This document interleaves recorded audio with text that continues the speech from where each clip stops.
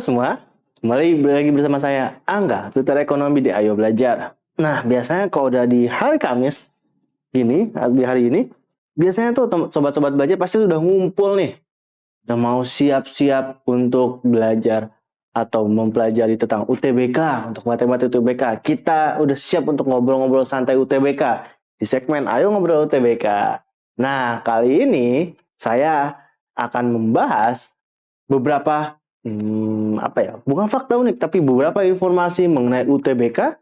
Lalu kita juga akan sedikit membahas beberapa topik-topik UTBK, khususnya ekonomi ya, yang kelihatannya susah, yang kelihatannya terkadang suka bingung nih sobat belajar. Nah, kita akan bahas dan juga saya akan kasih tahu gimana caranya biar bisa jawab pertanyaan dengan lebih cepat. Dan terakhir saya juga akan sedikit membagi informasi atau sharing mengenai jurusan-jurusan yang berkaitan dengan ekonomi nih, sobat-sobat belajar yang ada di jurusan IPS atau mungkin yang ingin lintas jurusan dari IPA ke IPS. Sobat belajar bisa tahu, bisa dapat info banyak nih mengenai prospek-prospek atau kalau mau ke jurusan ini gimana sih Kak? Apa sih Kak? Kalau informasi tentang jurusan-jurusan. Nah, pertama saya akan menjelaskan mengenai topik yang mungkin sedikit sering dipertanyakan sama teman-teman sobat belajar, yaitu apakah UTBK itu gratis atau enggak sih? Nah, kita akan bahas dulu ya. Nah, sobat belajar kan pasti sering berpikir nih kayak, Kak, UTBK itu gratis gak sih? Kak, UTBK itu bayar gak sih? Nah, UTBK itu sedikit berbeda dengan undangan atau SNMPTN ya, atau SNMPTN. Kalau SNMPTN kan pendaftarannya kolektif nih, melalui sekolah. Tapi kalau UTBK, itu pendaftarannya itu individu, masing-masing, sendiri-sendiri. Oleh karena itu, akan ada biaya yang dibebankan kepada pendaftar untuk UTBK. Oleh karena itu, berbeda dengan undangan, UTBK itu bukan lebih mahal, tapi akan sedikit mengambil sedikit uang dari dompet sobat belajar atau akan sedikit menguras dompet sedikit itu. Tapi ya nggak, kalau misalkan sobat belajar bisa sukses mah nggak masalah gitu. Nah, berapa sih biaya dari UTBK? Ini ya. Biaya dari UTBK itu untuk tahun 2021 itu adalah 200.000 untuk untuk sobat belajar memilih Saintek doang atau sobat belajar yang memilih Sosum. Maksudnya apa? Kalau misalnya milih Senstek, ya sobat belajar akan bayar 200.000. Tapi kalau misalnya milih Sosum, sobat belajar juga akan bayar 200.000. Nah, tapi kalau sobat belajar yang ingin memilih campuran, biasanya itu orang yang lintas jurusan atau yang darinya IPA ke IPS atau IPS ke IPA atau bahasa ke IPS, bahasa ke IPA, IPA ke bahasa, IPS ke bahasa, bisa ambil yang campuran nih. Nah, biayanya akan sedikit lebih mahal, itu 100.000. Nah, biaya ini sebenarnya kalau misalkan dibandingkan pada tahun 2020 itu sedikit lebih naik. Kalau di tahun 2020 itu 150.000. Nah, itu dikarenakan ada subsidi corona. Kita tahu kan di 2020 kemarin itu mulai mulai awal-awalnya virus corona atau pandemi corona. Oleh karena itu pemerintah mensubsidi nih si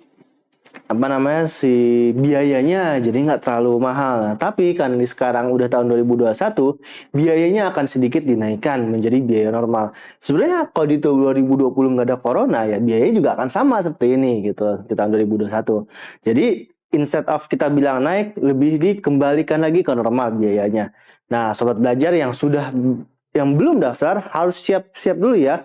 Bilang ke mama, bilang ke papa, atau mungkin bisa juga dari tabungan sendiri harus mempersiapkan nih uang sebesar ini. Tapi kalau cuma mempersiapkan uangnya aja itu nggak bakal cukup, nggak bakal afdol, nggak bakal komplit. Oleh karena itu sobat belajar juga harus mempersiapkan diri dalam menjawab soal. Nah, informasinya cukup sekian untuk yang untuk info UTBK. Kita akan melanjut ke membahas pertanyaan. Nah, kita akan bahas soal. Oke?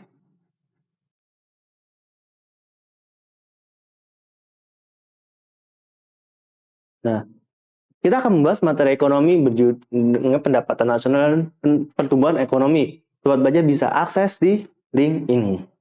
Oke, di ahaslides.com/ekonomi GDP ya. Karena kita akan membahas mengenai topik berkaitan dengan GDP dan atau PDB dan juga pertumbuhan ekonomi. Nah,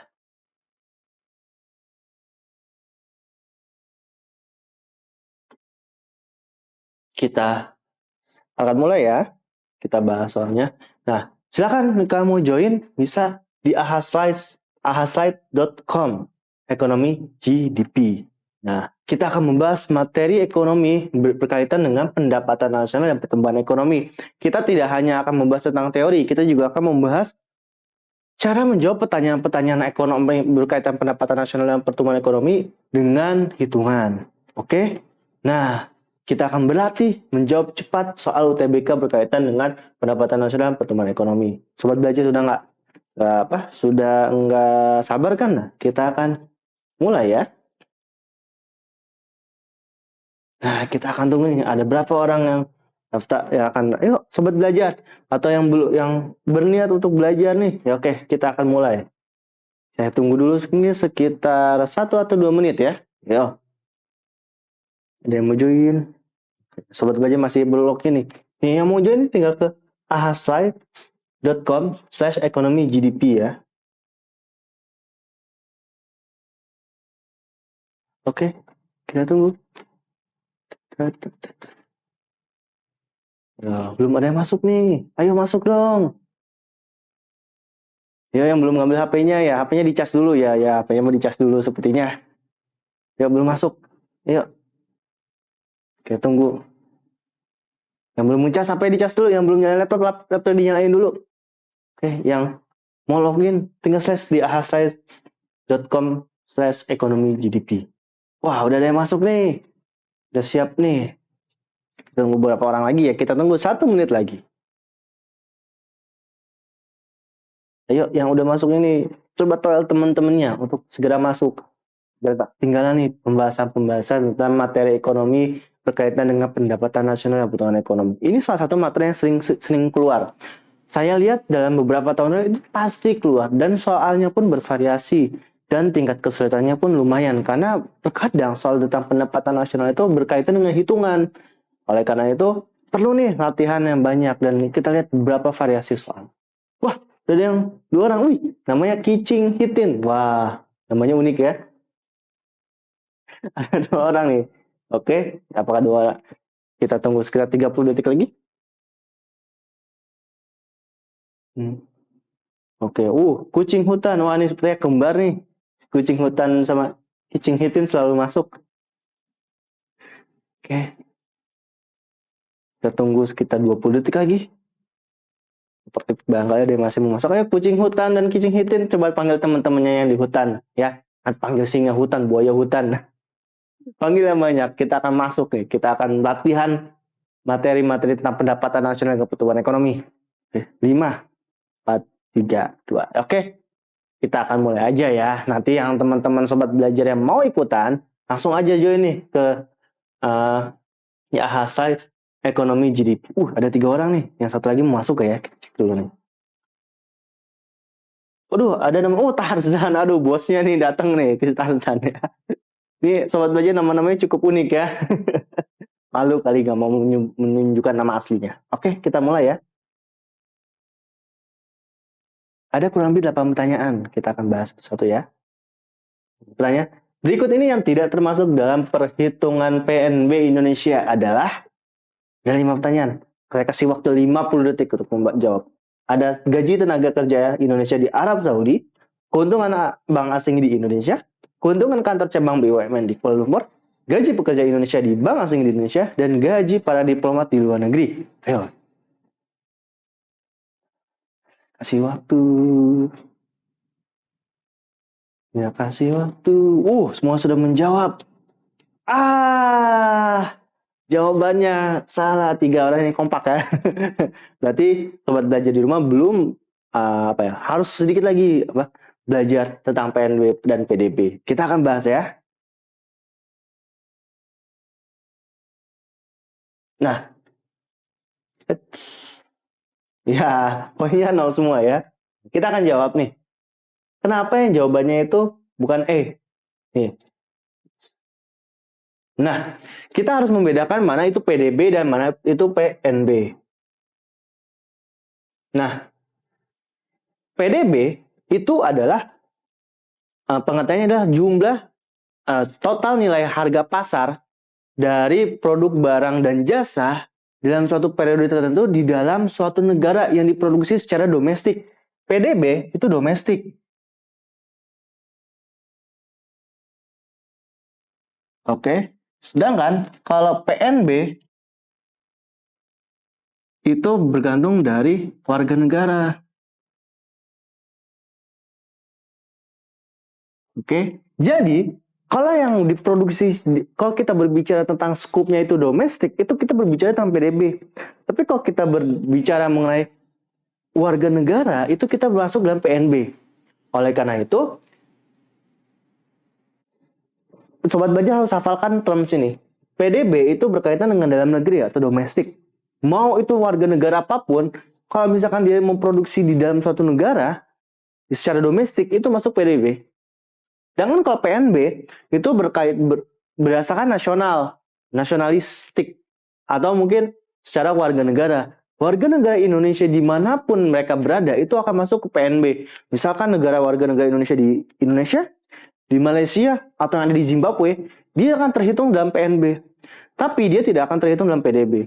Yang terhitung dalam PDB adalah warga negara Indonesia di Indonesia, warga negara Jerman di Indonesia, warga negara Amerika Serikat di Indonesia.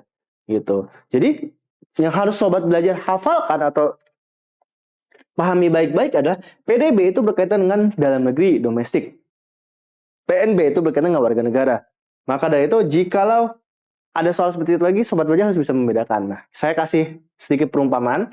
Di Indonesia ada WNA, WNI, di A, dan WNA, B ya. Di Malaysia ada WNI, C, dan ada WN Malaysia, D. Kalau kita berbicara tentang PDB, maka dia itu A plus B. Karena dia berada secara domestik di Indonesia. Gitu.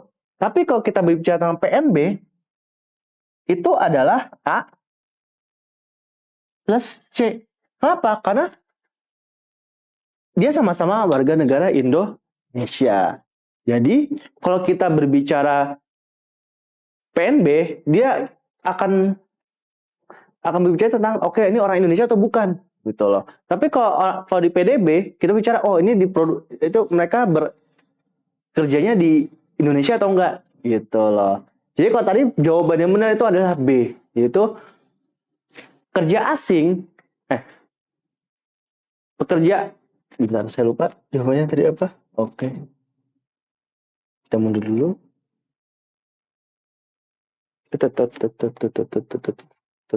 Sorry, salah.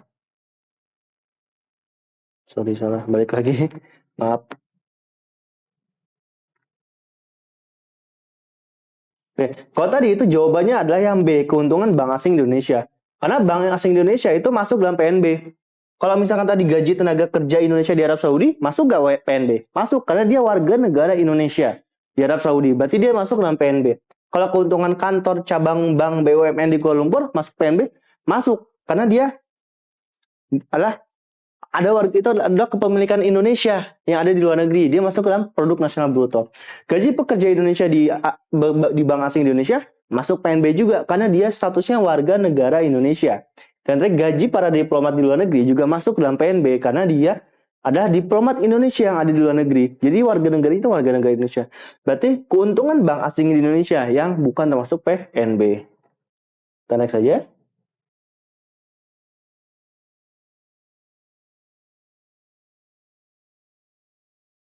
Oke, tadi jawabannya. Ini. Oke, tadi udah ya. Jadi, intinya PNB itu berbicara tentang warga negara.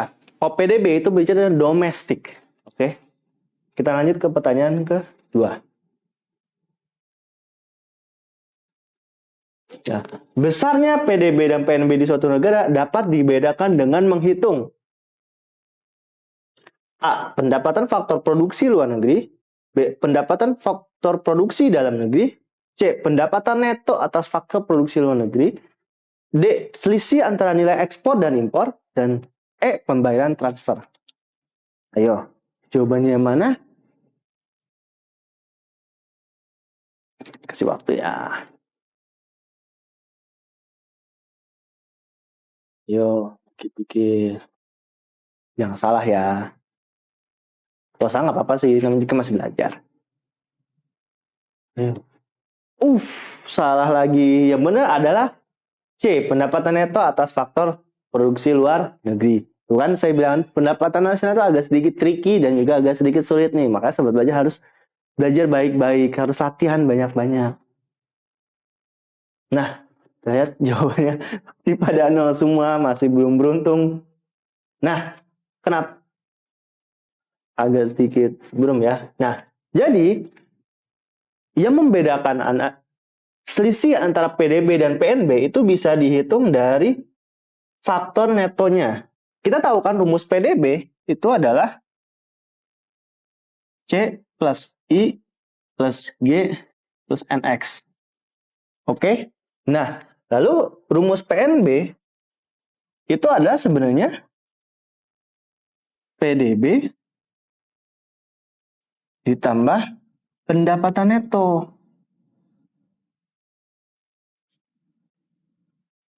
Neto luar faktor produksi luar negeri ya. Kenapa gitu? Karena PDB kan diproduksi di Indonesia nih. Nah, PNB, yang membedakan PNB dengan PDB itu adalah adanya pendapatan dari luar negeri nih.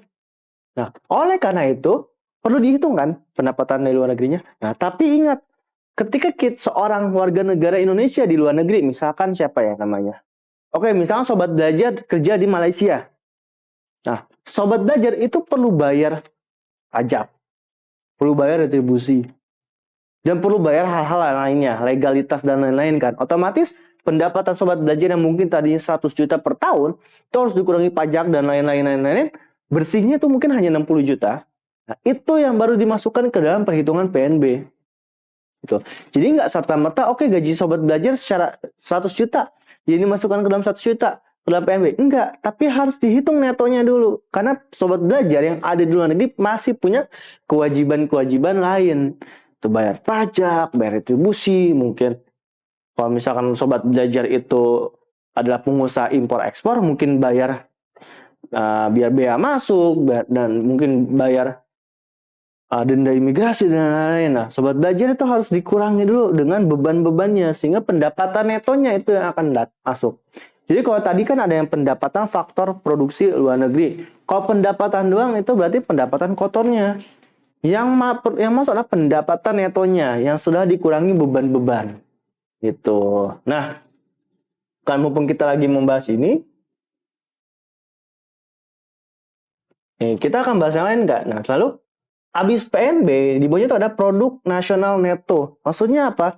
PNB dikurangi penyusutan barang dan jasa. Kalau sobat belajar tahu di akuntansi kan ada namanya penyusutan nih. Misalkan suatu mobil setelah mobil tuh umur mobilnya itu adalah 5 tahun misalkan. Misalkan beli 100 juta untuk 5 tahun. Katanya, ini mobil 100 juta, ini mobil bisa digunakan untuk 5 tahun. Setelah sobat belajar pakai selama setahun, otomatis kan nilainya gak bakal 1 juta lagi kan. Nah, itu namanya penyusutan. Dan itu juga harus dimasukkan ke dalam dalam perhitungan produk nasional neto atau NNP. Kenapa? Karena itu bisa jadi misleading. Bisa jadi kalau misalnya nggak disusutkan, bisa jadi itu nggak sesuai dengan keadaan realnya. Oleh karena itu penyusutan barang dan jasa itu penting dilakukan. Baru setelah kita susutkan itu menghasilkan produk nasional neto. Nah, lalu dari produk nasional neto itu dikurangi pajak tak langsung, itu akan menghasilkan pendapatan nasional neto. Gitu. Jadi tadi kan pendapatan nasional kan PDB kan ya, C plus I plus G plus NX. Setelah ditambahkan pendapatan neto luar negeri, dikurangi penyusutan dan pajak tak langsung, itu akan menghasilkan pendapatan nasional yang net. Habis seperti itu. Nah, habis dikurangi pajak tidak langsung, setelah dapat ketemu NNI, kalau selanjutnya akan dibentuk personal income. Personal income itu apa? Ada NNI ditambah transfer payment, dikurang laba ditahan, dikurang asuransi, dan kurang pajak perseorangan. Maksudnya apa? Misalkan kan udah dapat pendapatan nasional nih. Terus ada transfer payment. Transfer payment itu misalkan contohnya subsidi, terus mungkin bantuan sosial. Itu termasuk transfer payment ya. Jadi pembayaran bukan pembayaran dengan transfer, tapi adalah pemindahan uang yang mungkin dari pemerintah atau pihak lain ke Indo ke masyarakat Indonesia, itu transfer payment. Makanya transfer payment itu biasanya bentuknya itu adalah TP ya. Saya TP itu subsidi atau bantuan sosial, bansos. Nah, itu transfer payment. Nah, transfer payment dikurangi laba ditahan. Laba ditahan kenapa harus dikurangi? Karena laba ditahan itu kan berarti kita nggak bisa langsung gunakan kan. Masih ditahan nih. Ini labanya baru bisa digunakan tahun depan. Meskipun emang sudah diakui, tapi kita belum bisa gunakan. Otomatis itu belum menjadi personal income. Setelah itu dikurangi asuransi, karena itu kewajiban, dan juga dikurangi pajak perseorangan. Nah, setelah itu kita dapat personal income. Nah, setelah personal income, baru kita nemu disposable income. Disposable income itu apa? Itu adalah pendapatan yang benar-benar bisa di-spend. Misalkan contohnya kita dapat uang nih. Misalkan kita dapat uang 100.000. Lalu kita belanja ke supermarket. Terus ada tulisan pajak. Tax naik 10%. Nah, kita bayar misalkan kita bayar 100.000 nih. Tapi tulisannya itu adalah pajak 10%. Berarti kan 110. Kita bayar 110.000.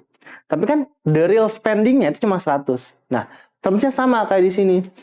The real income yang kita bisa spend itu adalah disposable income. Itu adalah personal income kita, pendapatan pribadi kita yang telah dikurangi pajak langsung. Itu benar-benar pendapatan kita yang bisa kita gunakan untuk berbelanja, untuk bisa dihabiskan. Kurang lebih seperti itu. Oke, ini adalah konsep perhitungan turunan dari pendapatan nasional. Ini terkadang keluar. Oleh karena itu sobat belajar perlu bisa pahami ini ya. Tuh, oke. Kita lanjut ke soal ketiga.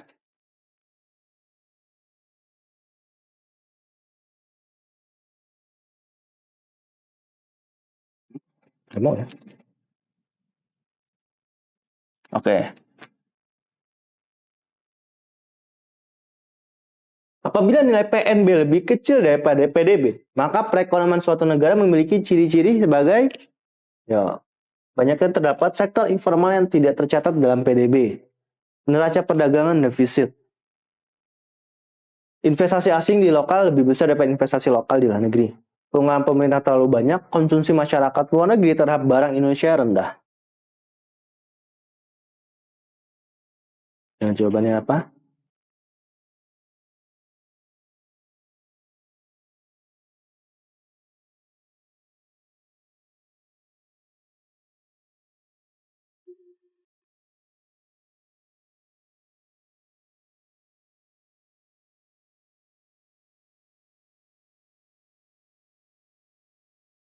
Yo, 3, 2, 1. Ayo. Siapa bisa jawab? Jawaban yang benar tuh C. Aduh, sobat belajar 3. Si kucing hitin dan kucing hutan dan juga Tarzan ini belum beruntung ya. Udah 3 pertanyaan itu masih belum dapat poin. Oh, ada 4 sekarang, ada kucing hutan 2.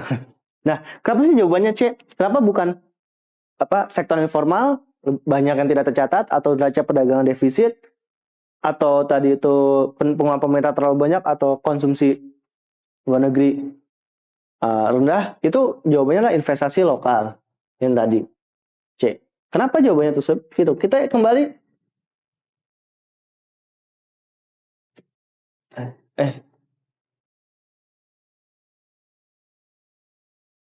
Nah, kita kembali ke konsep yang tadi. PNB itu kan berbicara tentang warga negara ya. PNB kan kita berbicara mengenai warga negara Indonesia di luar negeri. Otomatis ketika ada warga negara Indonesia di luar negeri, otomatis kan mereka melakukan investasi. Berarti investasi lokal di LN. Nah, lalu ada WNA kan di Indonesia. Berarti kan kalau dalam konteks PDB, berarti kan ada WNA di dalam Indonesia kan. Berarti ini namanya investasi asing.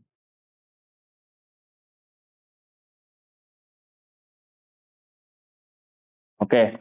Nah, adanya investasi lokal di luar negeri dan investasi asing, ini adalah faktor yang mempengaruhi besarnya PDB dan PNB. Gitu. Apabila investasi asing lebih besar dari investasi lokal, otomatis kan nilai PDB akan lebih besar daripada PNB. Kenapa? Misalkan gini, investasi asing, misalkan ya, kita misalkan investasi asing 60%. Ini cuma 40%. Nah, investasi lokal cuma 10% rata. 40 tambah 10, 50. 50 masih lebih kecil dong daripada ini. Gitu. Ini total, sorry, jangan pakai persen deh. Hapus. Misalkan WNI itu punya 40 triliun. WNA itu 70 triliun. WNI di Malaysia itu investasi 10 triliun. PDB aja kalau kita hitung kasarnya, 40 tambah 70 itu 110 T.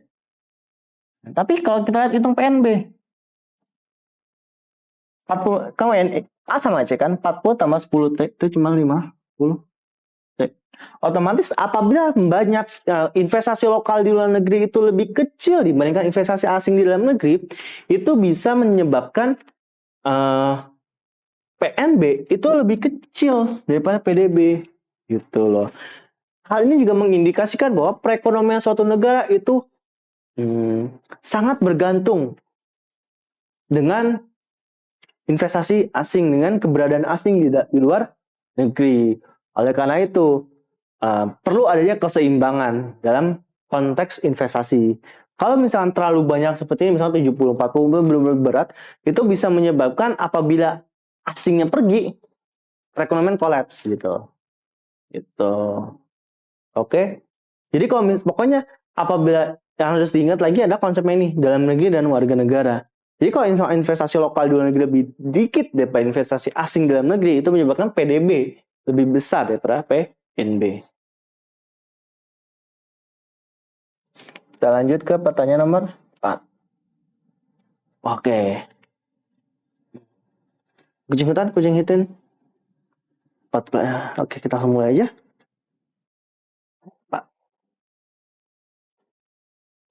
Fungsi konsumsi suatu negara adalah C sama dengan 10 plus 0,75Y. Apabila pendapatan nasional sebesar 100, maka besar tabungannya adalah. Nah, jadi termasuk soal hitungan.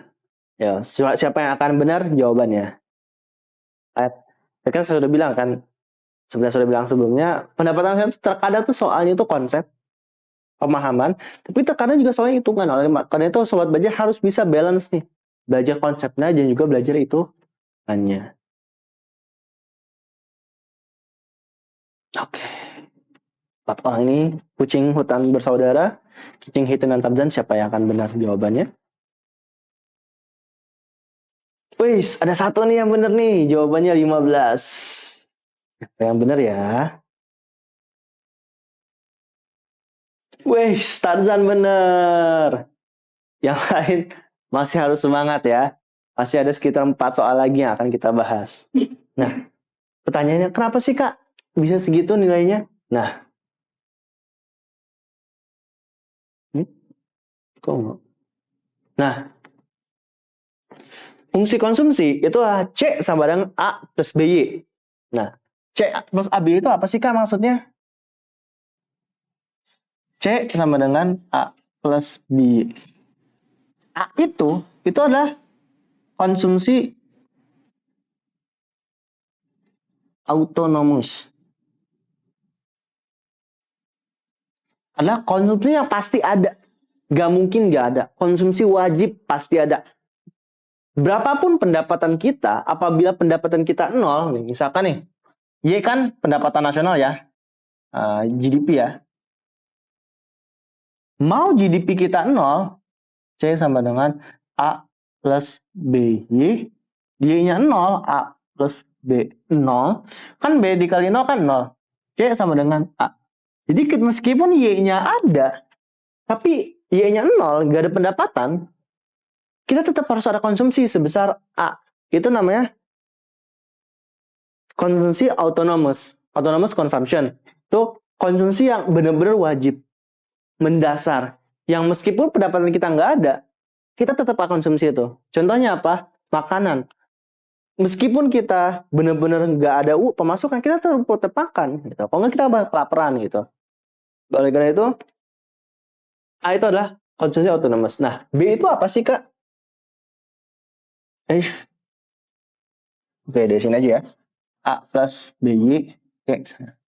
B itu apa sih? B itu adalah MPC. Atau marginal propensity to consume. Maksudnya apa sih? Simpelnya adalah berapa persen dari pendapatan kita yang akan kita gunakan sebagai konsumsi. Misalkan nilai MPC itu adalah tadi 0,75. Maka 75% dari pendapatan kita itu untuk konsumsi. Gitu. Maka dari itu MPC itu penting. Jadi C sama dengan A plus BY. A itu adalah konsumsi wajib, B itu adalah MPC, marginal propensity to consume, Y itu adalah pendapatan. Nah, lalu ada fungsi S, saving. Fungsi saving adalah minus A tambah dalam kurung 1 minus BY. A kan tadi udah nih, yang tadi propensity. 1 minus BY itu adalah MPS, marginal propensity to saving. Ya, berapa persen dari pendapatan kita akan yang kita gunakan untuk saving? Oke, jadi jadi MPS MPC tambah MPS itu sama dengan 1. Oke, nah lalu Y sama dengan C plus S. Jadi jumlah konsumsi kita dengan tambah jumlah saving kita itu sama dengan konsumsi total kita. Makanya MPC tambah MPS itu 1. Nah, kalau kita balik tadi ke soal, kan soalnya adalah C sama dengan 10 plus 0,75 Y. Nah, Y-nya itu sama dengan 100. Nah, cara cepatnya, Sobat Belajar, kalau misalkan ada pertanyaan seperti ini, misalkan savingnya berapa, Sobat Belajar harus paham dulu konsepnya. Oke, cara jawabnya adalah MPC-nya 0,75. MPC 0,75. Berarti MPS-nya berapa? 0,25 kan? Nah, 0,25 dari 100? 0,25 kali 100? Sorry. Berarti kan MPC-nya kan ya, 0,25 kan? Nah, berarti 0,25 dari 100? 25. 25 dikurangi 10. 5 dikurangi 10 sama 5. Jadi Sobat Belajar sebenarnya kalau soal seperti ini, kalau misalkan harus sudah bisa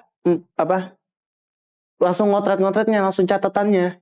Jadi nggak perlu lagi ngurusin rumus yang tadi S sama dengan minus A plus dalam kurung 1 minus BY. Jangan. Sobat Belajar dari lihat rumus ini aja, Sobat Belajar harus sudah bisa mikir. Untuk mencari saving, kita hanya perlu MPS dikurangi sama si Y-nya berapa. Oke, misalnya C-nya nih. Oke, yang pertama Sobat Belajar pertama kali harus ingat adalah lihat dulu nih MPC-nya berapa.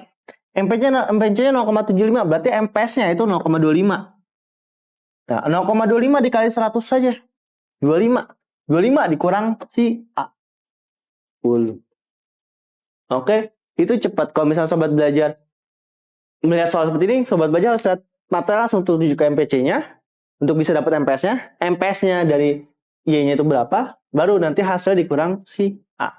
Itu cara cepatnya. Jadi Sobat Belajar nggak perlu ngotot-ngotot nulis rumus lagi lah dan lain nggak. Itu cara cepatnya untuk bisa mendapatkan jawabannya. Oke, emang sih nggak ada step juga, ujung-ujungnya harus ngitung juga. Tapi itu caranya, ambil seperti itu. Oke, kita balik lagi ke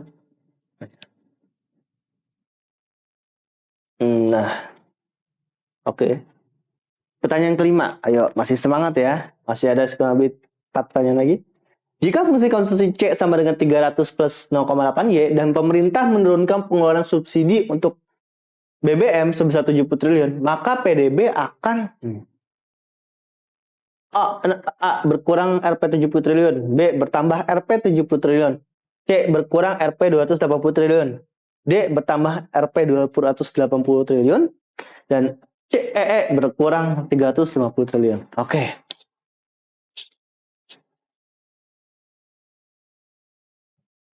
Jawabannya mana?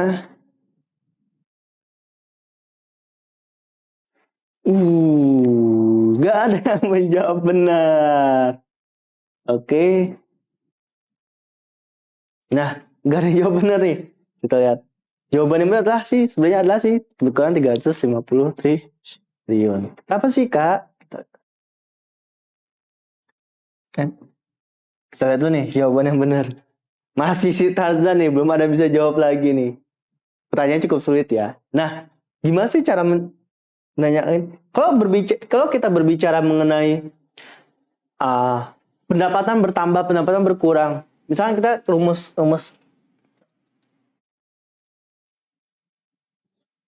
Oke. Kalau kita berbicara tadi nih, rumus Y sama dengan C plus I plus. Oh, sorry. Ketika kita berbicara mengenai soal seperti ini, misalkan diketahui fungsi konsumsi segini, terus ketika bertambah segini, ini begini, kayak misalkan fungsi konsumsi segini, pengeluaran pemerintah turun, gimana berapa PDB. Nah, itu berbicara tentang multiplier effect. Atau dalam bahasa Indonesianya itu dampak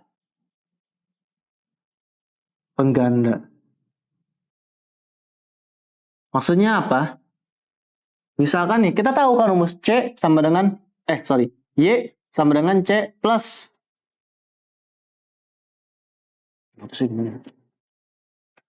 C plus I plus G plus NX. Kita mikir, Kak, kalau G-nya naik 10, apakah Y-nya naik 10 juga?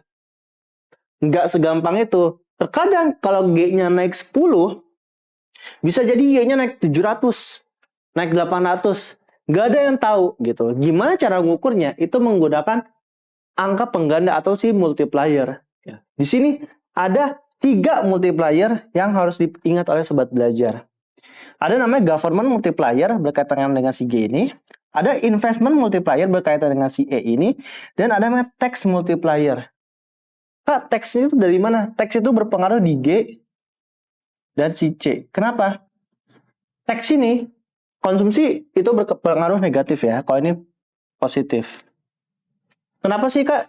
C itu berpengaruh negatif ke dalam pajak? Karena ketika kita pajaknya makin naik, otomatis uang kita makin rendah dong. Misalnya pajak 5% nih, jadi pajak 10%. Berarti uang yang kita bisa gunakan berkurang. Lalu kenapa tax berhubungan positif dengan government expenditure? Karena tax itu pendapatan pemerintah. Oke? Nah. Oke. Tadi kan udah nih. Ada C plus I plus G plus NX. Nah, sobat belajar itu harus hafalkan rumusnya. Nggak ada cara lain. Yang harus dilakukan adalah hafalkan. Yang harus dihafalkan itu sebenarnya ininya aja nih. Harus diingat bahwa government multiplier dan investment multiplier itu 1/MPS. Itu harus diingat. Tapi kalau tax multiplier itu adalah negatif MPC per MPS. Masih ingat kan MPC dan MPS itu apa? Nah, makanya di soal tadi itu muncul C sama dengan 300 plus 80 Y. Dari sini 0,80. Dari sini kita tahu MPC-nya berapa. Jadi ketika ada rumus fungsi, ada perubahan di G atau I atau T, itu pasti berbicara multiplier effect. Jadi kalau misalnya ada ini, ada perubahan G, I, T, maka itu berbicara multiplier effect. Nah, cara ngitungnya gimana? Kalau tadi kenapa jawabannya bisa 350? Karena kita lihat nih, delta Y itu sama dengan 1/MPS kali G. Berarti kan delta Y sama dengan 1/MPS. 1/MPS-nya berapa sih? Kita lihat nih, MPC-nya itu 0,80. Berarti MPS-nya berapa? 0,2. Kali delta G. Delta G-nya berapa? Tadi kan di soal dibilang bahwa pemerintah menurunkan pengeluaran subsidi berjumlah 70 triliun. Otomatis angkanya 70. Nah, hati-hati. 70 triliun berkurang 70 triliun. Berarti itu negatif. 1 bagi 0,2 itu sama dengan 5. Kali negatif 70. Maka jawabannya negatif 350. Angka negatif ini berarti ketika pemerintah mengurunkan pendapatan pengeluaran subsidi sebesar negatif 70, maka pendapatannya PDB itu akan turun juga 350. Gitu ya. Jadi Sobat Baja harus memahami nih si tax multiplier ini. Tax multiplier itu bukanlah rumusnya, tapi si ininya nih. Oke, ingat government dan investment itu adalah I per MPS. Nanti hasil dari dari 1 per MPS itu dikali dengan perubahannya. Fungsi dari tax multiplier itulah negatif MPC per MPS. Nanti hasil dari negatif MPC per MPS itu dikalikan dengan perubahan taxnya. Itu nanti akan kita dapat nih perubahan Y-nya apa. Ya, kita lanjut ke soal selanjutnya.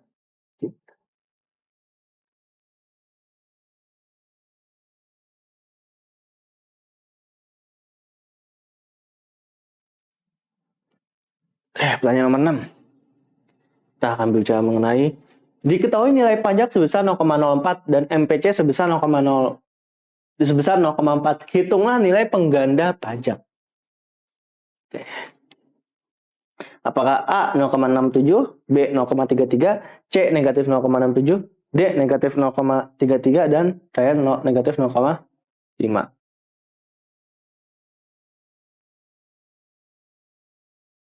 Oke. Yo. Ada informasi nilai pajaknya 0,04 dan MPC-nya 0,4. Ini kita masih pakai konsep yang tadi ya. Jadi Sobat Baja harusnya udah bisa nih. Kalau misalkan sudah mulai mengerti.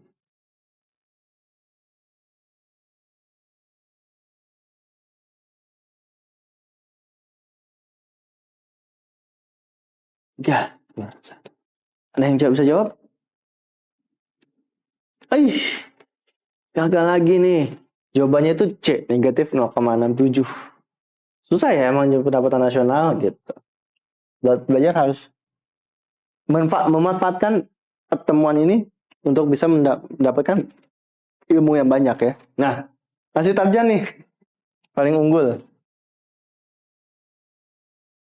Kenapa sih tadi jawabannya itu negatif? Jawabannya itu negatif 0,67. Nah, pertanyaannya adalah si tax multiplier ya. Tadi diketahuinya itu adalah nilai pajaknya 0,0 dan MPC-nya itu sama dengan 0. Ditanyakan tax multiplier atau nilai pengganda pajak itu tax multiplier ya. Nah, rumus tax multiplier itu apa? Negatif MPC per MPS. Kita singkat aja TM ya, tax multiplier ya, TM ya. Negatif MPC per MPS. Nah, MPC-nya berapa? 0,4, berarti negatif 0,4 kurang MPS-nya 1 kurang 0,4 sama dengan 0,4 per 0,6 sama dengan negatif 2 per 3. Ya kan? Bisa disederhanakan dikali 5 dengan negatif 0,67. Makanya jawabannya negatif 0,67. Oke, ini adalah rumus tax multiplier. Kok 0,04-nya nggak dipakai? Itu kan perubahan pajak. Maaf, 0,04 itu bukanlah perubahan pajaknya. Di soalnya disebut sebagai nilai pajak. Berarti itu nilainya. Bedakan bahwa nilai dengan perubahan. Kalau nilai berarti dia satu doang nilai. Tapi kalau perubahan berarti dia berubah dari nilai A ke nilai B. Nah, yang dihitung dalam multiplier effect yang dipakai adalah perubahannya. Dan perubahan baru dipakai ketika ditanyakan berapa perubahan PDB-nya. Kalau misalkan nggak ditanyakan perubahan PDB-nya berapa, maka perubahan teksnya nggak bakal dipakai. Ditanyakan kan cuma berapa angka pengganda teksnya. Berarti yang dicari itu cuma si MPC per MPS-nya, 1 minus MPC per MPS.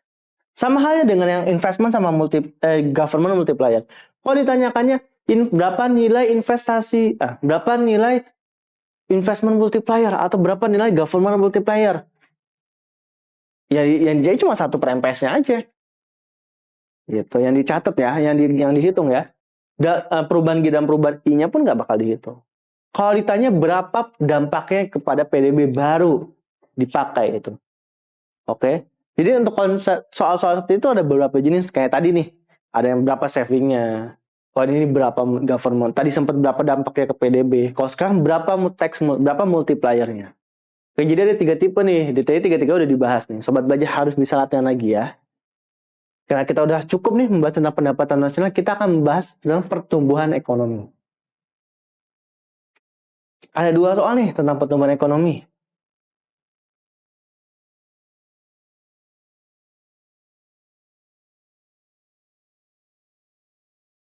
Pertumbuhan ekonomi yang menggunakan PDB berdasarkan harga konstan dimaksudkan untuk menghilangkan pengaruh ada inflasi, kebijakan pemerintah, suku bunga, investasi, atau tabungan masyarakat. Ayo, jawab. Ayo,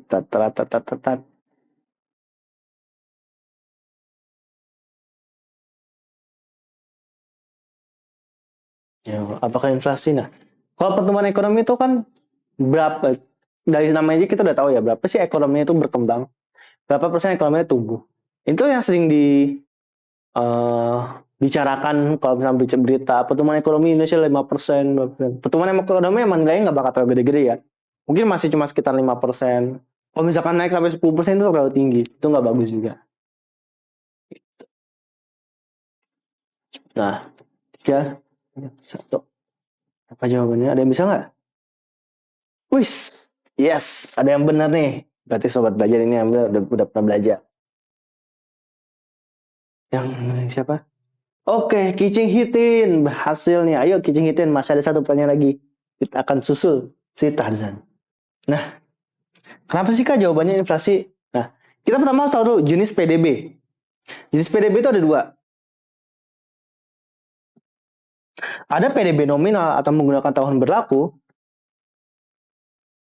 Ada PDB real menggunakan tahun dasar. PDB nominal dilihat dari rumusnya aja. PN kali QN. PN itu sekarang, dari QN, Q-nya sekarang. Tapi kalau PDB real itu menggunakan tahun dasar. Harga 0 dikali kuantitas sekarang. Kenapa sih ada penggunaan? Karena kalau kita menggunakan real atau tahun dasar, itu kita bisa melihat nih, berapa sih perubahan dari produksinya. Misalkan, kenapa? Karena harga itu berkembang. Bisa jadi PDB itu naik, bukan karena produksi yang bertambah, tapi karena harganya bertambah atau meningkat. Ini, lalu, rumus pertumbuhan ekonomi itu adalah PDBT minus PDBT min 1 per PDBT min 1 kali 100. Kita kan ingat pertumbuhan ekonomi, berapa sih pertumbuhan ekonomi sekarang dibandingkan tahun lalu? Makanya ada PDBT dan PDBT min 1. PDBT itu adalah PDBT pada tahun ini, dikurangi PDBT min 1, PDB real tahun sebelumnya. Ini rumus pertumbuhan ekonominya. Pertanyaannya adalah, kenapa menggunakan real instead of nominal? Karena jawabannya adalah, pertumbuhan ekonomi dengan PDB real itu menghilangkan efek harga. Kita ingin melihat pertumbuhan ekonominya, bukan pertumbuhan harganya. Kalau kita pakai nominal, tadi kan kalau rumus nominal kan nominal ya. Itu kan PN kali QN ya. N-nya sekarang, Q-nya sekarang. Kalau kita bandingkan dengan misalkan T dengan T min 1, berarti kan pakai PN min 1 kali Q. N min 1 dong. Berarti ngitungnya pertumbuhan ekonominya berarti tahun ini dengan tahun lalu, tapi pakai harganya. Jadi bisa aja kuantitasnya tetap nih. Nggak berubah kuantitasnya. Produksinya tetap biasa aja. Yang berubah harganya. Nah, kalau dalam perekonomian, kita tuh melihat bagaimana perkembangan produksinya. Kalau kita melihat perkembangan harganya, harganya bisa aja nih. Kuantitasnya tetap, tapi harganya naik. Gitu. Berarti kan produksi di dalam negeri nggak meningkat dong. Otomatis tidak ada perputaran ekonomi dong. Kalau produksinya biasa aja, produksinya nggak berubah. Berarti, produksi 100 nih, tahun depan 100 juga. Otomatis nggak ada pertumbuhan ekonomi. Maksudnya nggak ada pertumbuhan ekonomi, maksudnya nggak ada peningkatan produksi, nggak ada perputaran ekonomi di situ. Karena konstan gitu loh. Nggak laku. Misalnya apabila dijual lebih banyak nggak laku gitu loh. Otomatis kita melihat nominal tuh nggak bagus. Sedangkan kalau kita pakai real, kita bisa mendapatkan perubahan produksinya. Ya kan? Contohnya perusahaan dinilai bagus apabila penjualannya meningkat. Produksinya meningkat. Gitu. Makanya itu dinilai bagus. Sama dengan perekonomian. Perekonomian dinilai bagus apabila produksi negaranya meningkat gitu. Ekspornya meningkat, produksinya meningkat dan lain-lain gitu. Kalau misalkan dilihat produksinya tetap tapi harga naik, otomatis kan nggak bagus. Kenapa? Karena perputaran ekonomi nggak jalan. Karena itu dengan PDB real itu menghilangkan efek inflasi atau efek perubahan harga. Inflasi itu perubahan harga ya. Nah, gitu. Yang timbul apabila kita pakai PDB nominal. Itu harus diingat ya. Perbedaan PDB real dan PDB nominal adalah kalau nominal tuh ada efek harganya. Kalau real itu nggak ada efek harganya. Pure produksinya aja, Q-nya aja. Gitu. Makanya pertumbuhan ekonomi pakai real karena nggak mau ada efek harga. Kalau misalkan ada efek harga, ambigu nih. Yang naik tuh produksinya atau harganya sih. Kalau produksinya naik, berarti ada pertumbuhan ekonomi. Tapi kalau produksinya rendah, ya berarti nggak ada pertumbuhan ekonomi. Jadi seperti itu ya. Soal terakhir nih. Oke. Menurut Skumter, faktor terpenting yang menyebabkan pertumbuhan ekonomi dunia adalah Oke. Ada yang jawab ya? Soal terakhir.